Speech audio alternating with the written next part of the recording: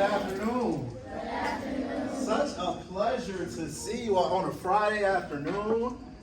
Oh my, may I have this moment? Yes. Just for a moment. It's such a pleasure to see you all. Relax, please. We are about to do one of my most favorite things in the world. You know what my most favorite thing to do is? Read, write stories, all of it. OMG. My name is Dr. Michael Woodward Jr. It's such a pleasure to meet you all. I drove so far, and I would do it again, just for this moment to have you. Can I ask what grade y'all in, like 6th or 7th grade? 4th grade? Y'all in 4th grade? Yes. Y'all are huge. Oh my God, y'all getting big, man. I love it. Who loves to read?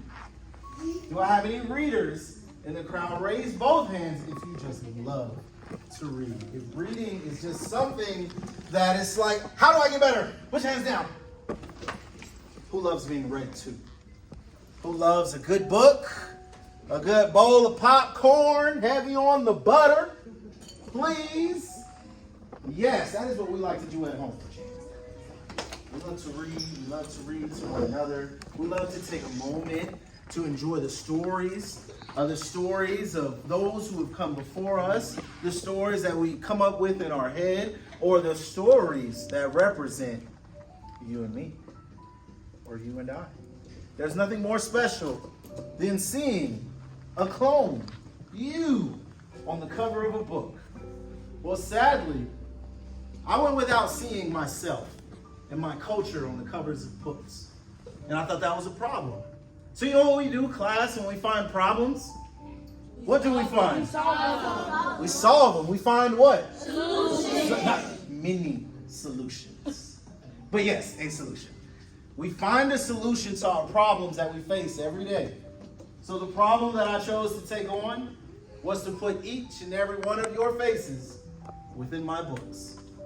Now the beautiful thing is, of course, I have picture books and all these beautiful animals, yada, yada. But no. We're in 4th, 5th grade. It's time to step it up. It's time to get that motor running in our mind. Everyone say journey. Journey. I think the most beautiful thing about reading is to go on a journey. It's to go to places I've never been before, to read in voices that I've never heard before, to see things that have never been shown to me. Well, ladies and gentlemen, that is the power of reading, and that's exactly what we'll do right now. May we read for a moment? Yes. Just for a moment. We've got an amazing time aside set up for you all. But first, let's take a moment. Let's take a moment to read the story that has played in my mind all throughout my life. Growing up, I was in the honors classes, thankfully. It wasn't that exciting back then, but looking back, I'm so glad I got that opportunity. But as I was an honors student, I looked to my left and looked to my right, and I rarely found students and classmates that looked like me. So I knew that story that I lived was no different than the story that many of you all live. So I chose to put it in nothing better than a book. So Monte, his friends call him King Monte, lives in the South Side neighborhood, attends school, is in the honors classes. Do you think his friends made it in the honors classes? No. He's all alone. So now Monte must navigate through this space without his friends, without the people that he knows, that he right now cares about. He doesn't have these people. So how would you feel if you were in a place by yourself and you knew no one? Sad. You feel sad? Give me another word. Upset. Okay, some people do be getting angry. Give me something that starts with an A when you are by yourself. Alone. We got 4th grade. So we should have some spicy vocab. Can I get another word? A synonym for alone? Starts with an I. Yourself. Starts with an I. The basketball players. Isolation. By himself. Isolated. Everybody say isolated. Isolated. Monte felt alone in this moment. So, I just want to skip all the beginning. I want to go to one of my favorite chapters just for a moment. Now, as I read, I need you to have it. going in your mind, Reader's Theater. You need to see the movie in your mind. This is a matinee, y'all. Free of charge. All right, so let's get into it. Chapter 20. Not everyone's your friend. Before I read, if I were to just tell you the name of the chapter like I just did, what do you think this chapter will be about? The name of the title is Not Everyone's Your Friend. Yes, ma'am.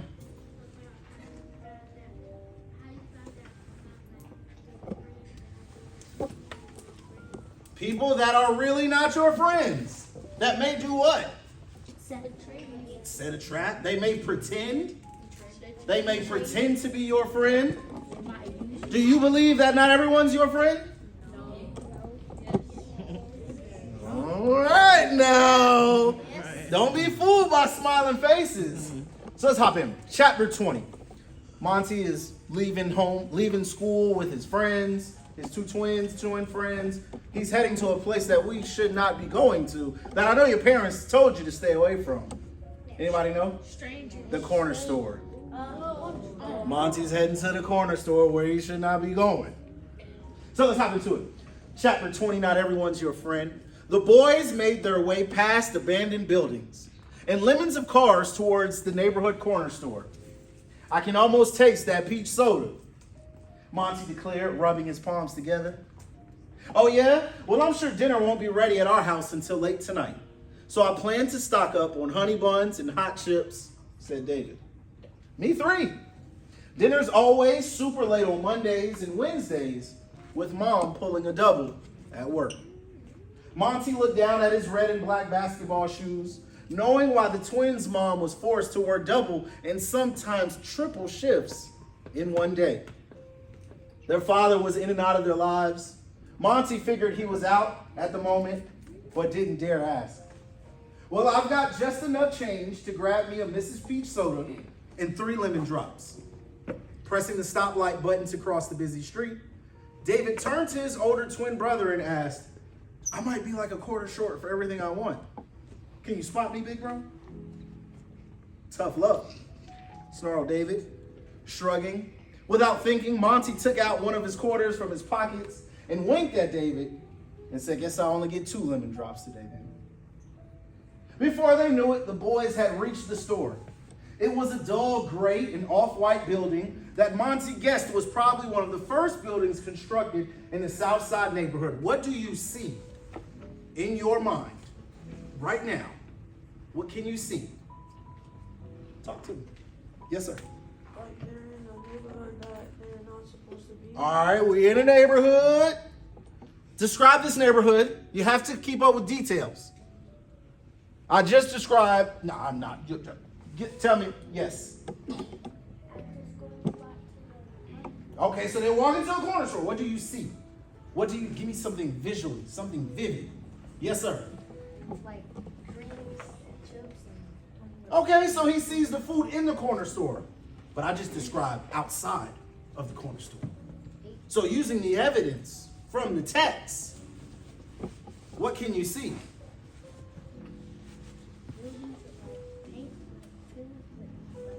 Paint was peeling. Anybody remember the color of the corner store?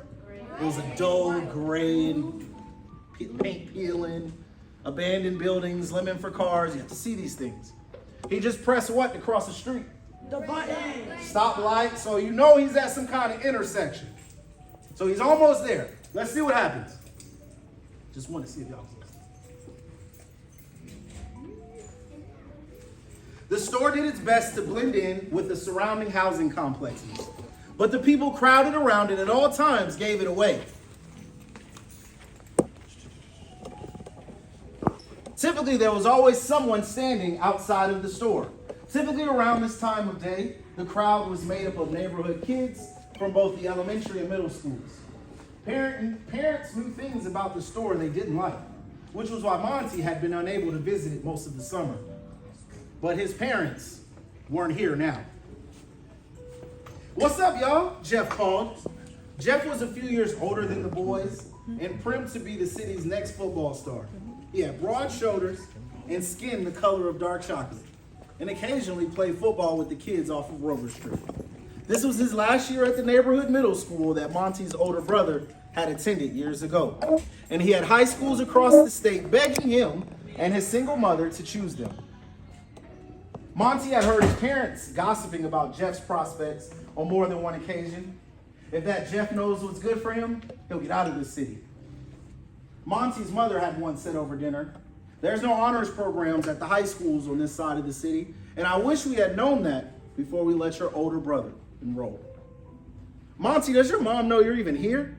sneered Jeff. "Of course she does. I've got to walk past the store to get to Three Pyramids Elementary, don't I?" David chuckled and said not a word. His mother didn't approve of the corner store either. "How's middle school life, Jeff? They put you in a locker yet?" blurted Darren. They're not going to put you in a locker. "You know, that's exactly what me and my crew are going to do to you on your first day." Monte and the twins laughed to come off cool, but had hoped Jeff was just messing with them as they glanced at each other with unease. Just then, the rocks on the ground began to dance as a white SUV approached the corner store. The SUV's music was so loud, it caught everyone's attention. People gawked and whispered to one another. Huge chrome rims glinted from even bigger off-road tires with matching tinted windows and a license plate on the front that read, "Trust no one."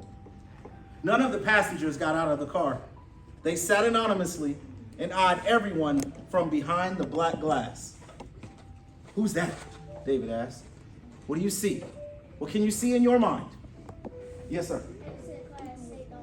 "So we can see a car, a truck. What color is the truck?" Black. It's white. Close. I know you're listening. So you have a white SUV. How did we know the SUV had arrived to the corner store before anyone had seen it? How did we know that? What gave it away?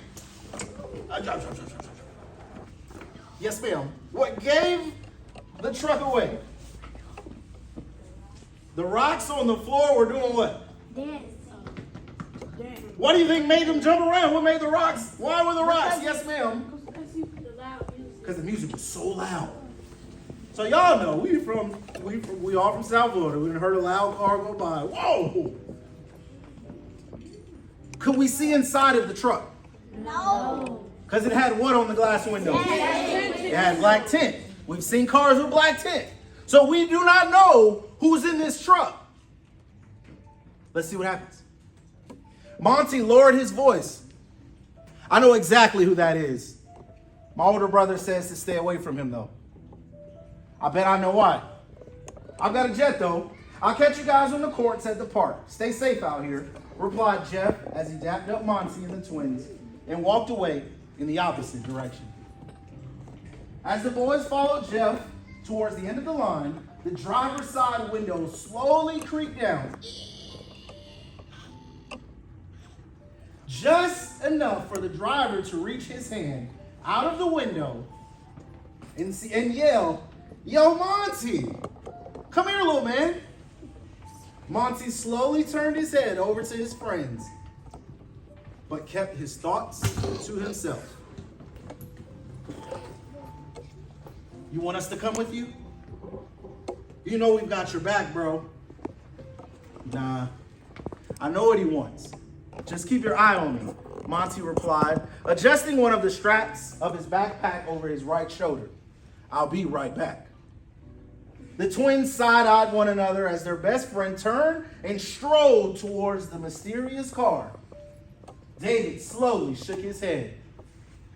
"Stranger danger." "Tell me about it, bro." The tinted film scraped the inside edges of the door panel as the window creaked down even lower to greet Monte. "Monte! What's up, little man? Long time no see," a voice nonchalantly said over the blaring music. "What do you see? What can you see in your mind? What can you see when you read these kinds of books? It doesn't matter what it's about. You have to see these things." "Yes, sir." I'll see a man laying the window down and Monte is in front of the car. "Yeah!" So we see this stranger draped out of the window, hanging out of the window, yelling. "What color is the truck?" Black. It's all right. That won't be a test question. It's okay. Just want to see if you're paying attention. Where are they? What's the setting? Where are we? You can say it out loud. Outside. We're outside, but where? We're at the corner. So what color is it? Anybody remember it? It was dull gray and off-white. Anybody want to see it? Yes. So in this book, took me a couple extra dollars, but I have pictures in here to help you see it. So you can see. Can you point to Monte? Who do you think Monte is based off of? Monte is the little boy. Who is Slink? Slink, that's our antagonist. He's not his friend. He seems like it's his friend. Who is? That's his brother's old friend, but they're not friends no more. You might find out why. The man in the car. Can you point? Oh, girl, you working? Can you point to Monte? Point to Monte. There he is. There he is. There he is. Point to Monte. Point to Slink. Where's Slink? Yes, ma'am. Where are we again? What is the setting? We're at the corner store. May I keep going? Can I keep going? Out. All right, let's keep it going. Let's see what Slink wants.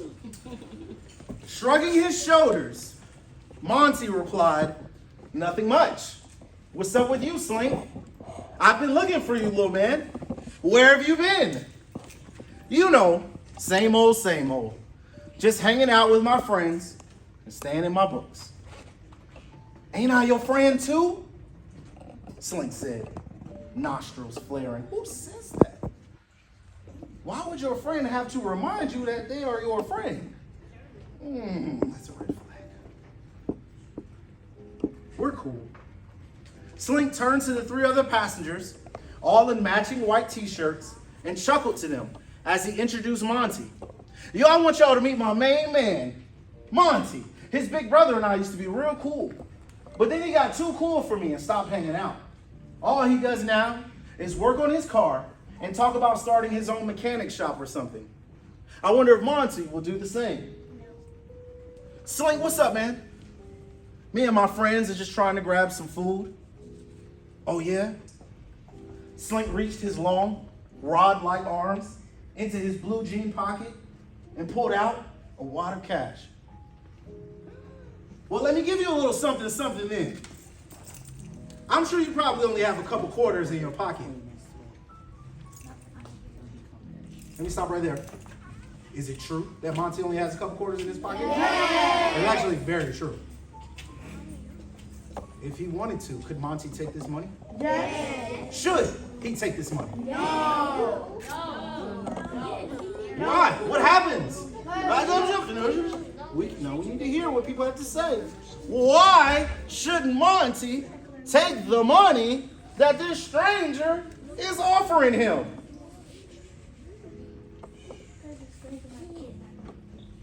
Possibly kidnap him? What will he have to do with this money that he takes from Slink? Eventually, he's going to have to do what? Run. If you borrow money from someone, you're probably going to have to do what? Pay them back. You're going to have to pay them back. You might have to pay with interest if you borrow from the wrong person.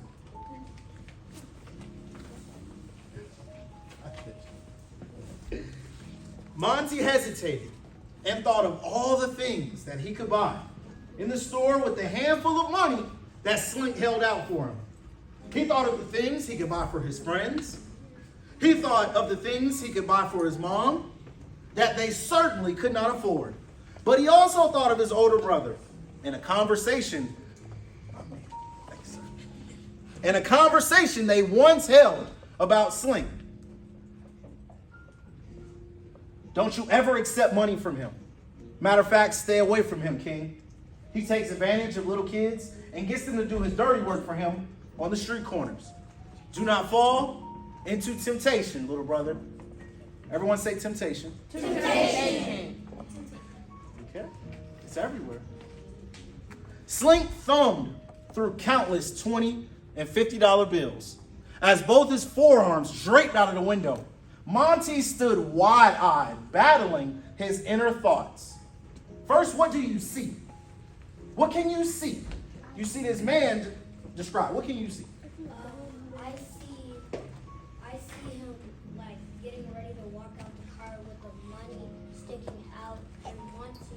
Monte's hesitating whether he should go grab it or not. That's amazing. Tell me more. What does that mean? Battling his inner thoughts. Monte stood wide-eyed, battling his inner thoughts. What does that mean? What is he doing? Who haven't I heard from? Yes, ma'am. He tried to take a truck. I'm sorry, ma'am. He's trying to take a truck. I like it. Sometimes we can let our mind get the best of us, and we fall into what, class? Temptation. Temptation. So sometimes you have to have a conversation with yourself. Is this the right thing I should be doing? No. Thankfully, Monte made the right choice. All right, let me land the plane. Not used to hearing no, Slink put away his dirty money, gripped his wood grain steering wheel tightly, and glared at Monte. I know your brother probably told you some really bad things about me, but that's the old me. I'm on a different path in life these days. And if you join me in my crew, you'll soon find out for yourself. What does that mean? If you join me in my crew, does that mean if you be my buddy? If you be my pen pal, class? If someone asks you to join you in their crew, what are they asking you to join? The gang. Join the gang. The gang. Join the gang. He's trying to get him to join his gang. But did he say, I want you to come join my gang? Did he say that? No. Nah. He was very sneakily about it. Very, very sneakily. You got to see these things. Because not everyone's your what? Friend. I'm almost there. I can be your older brother and protect you too. That's weird. Anybody ever says that first off. Monte knew it wasn't an invite to be Slink's friend, but to be a part of the gang he led. I'm good, bro. I just want to be a scholar, you know. Slink turned his music up even louder as the car freshener that hung from his rearview mirror began to dance and said, think about it, Monte. I'll be seeing you around. All right. Let's take a moment. Everybody take a breath. Okay, now we're back here. So, our main character, our protagonist of this story is clearly who? Monte. Monte. What do his friends, what do his parents call him? King Monte. King Monte. You gotta read the book, find out why they call him King Monte. Give me something else. What is the setting? Where are we? We're in the South Side neighborhood. We're at the corner store. Just keep your hands down. Just keep your hands down. Y'all raise the hands, still talk out. I ain't mad at you. So we're at the corner store. Does anybody know our antagonist? The person who is against the main character? Slink. We don't really know much about him, but he's giving off some weird signs, isn't he? Yeah. Offering money, telling Monte, I could be your older brother. That's a red flag. No. Y'all gotta look out for stuff like that. Okay. And we talked about, what did Slink offer Monte? Money. Is that? Does Monte work for him? Is that his employer? No. So do we take money from strangers? No. Unless you have a reason. Why? Why didn't Monte take the money? And I never tell you why. You just have to kind of got to figure that out on your own. Because his brother Oh, said hey, one no at a way. time. One at a time. Because I did tell you. Yep. So he was already warned by his older brother. And you may be like, where's his older brother then, Dr. Woodward? His older brother went off to college. Learn more about that as well. So I'm going to stop talking and being a chatty patty. Teachers, I lost track of time, so I'm sorry if I'm over it all. But I'd love to give you the moment to ask a couple of questions. I'm here for you as long as you need me to be. You get out all your questions about writing, reading, writing your own book, and I'll give you one of my own. And then I'll sign it too. But you have to promise me that you're going to read it. Can you make this promise with me? That you are going to read the book? That you are going to finish the book? I love it. I love it. because you all are even more amazing than you already know. And that's the joy in reading. We learn so many things late at night, early in the morning, pitch black, with our little reading light. We go on journeys, we go to places. I just took you somewhere that I made up in my mind because of the experiences. To be a great writer, to be a good writer, you must be a great reader. So no matter if you're in 4th grade, 5th grade, if you're getting your bachelor's, your master's, your doctorate, we all should be reading. So, any questions? Is there anything you'd like to know? It's here. What? Safe space. Just don't ask how much money I make in front of my wife. Ask me how much I make. Yes. Wait, let me his first. Yes, young king. How long have you been writing books? How long have I been writing books? Okay, so this was my first of 30. It was, yes, 30. We got 30 of them, baby. We just, this is what we do. We just write. We let it flow. Does that mean everything is good? No. Everything you write is not going to be good. Every joke that you say is not going to be funny. But if you keep trying and you revise and you follow the writing process to a T, you will find your success. So I would say formally I've been writing for 6 years. Since 2019. Well, my math is so off. 5 years. Since 2019. But do you know how many times I quit on this book? You know how long it took me to write this book? I probably started writing this book in 2016. It took me 3 years. I quit every day. Every day. Do you know my first year in college, I took an improved writing class? My writing was so bad. My dad used to be like, I don't even know how you got into that school. And that used to kind of hurt my feelings. But you know what? To get better, sometimes you have to have those tough conversations with yourself before someone else calls you out. Because we live in a world where they will. I hope I answered your question. So 5 years formally and just being a horrible writer the rest of my life. So we just keep trying to get better. Next. Yes, ma'am. How long did it take you to write the book? It's this one took me 3 years, but the second book, I've written 3 of these. The second one took me 2 years, and then the last one took me a couple months. Now my picture books and like my little story books, I can do it in a couple hours, but that doesn't mean it's gonna be good because you have to let it cool off. When you write, you let your writing cool off. Yes, I know the writing isn't hot. We understand that. But what that means is when you wait, you write your first draft, let it cool off, go do something else, and you come back to it, and now it's fresh. And you're able to spot mistakes and things and such. So it takes some time. You don't want to rush it. You never rush greatness because it'll be here longer than me. It'll be here forever. Yes, ma'am.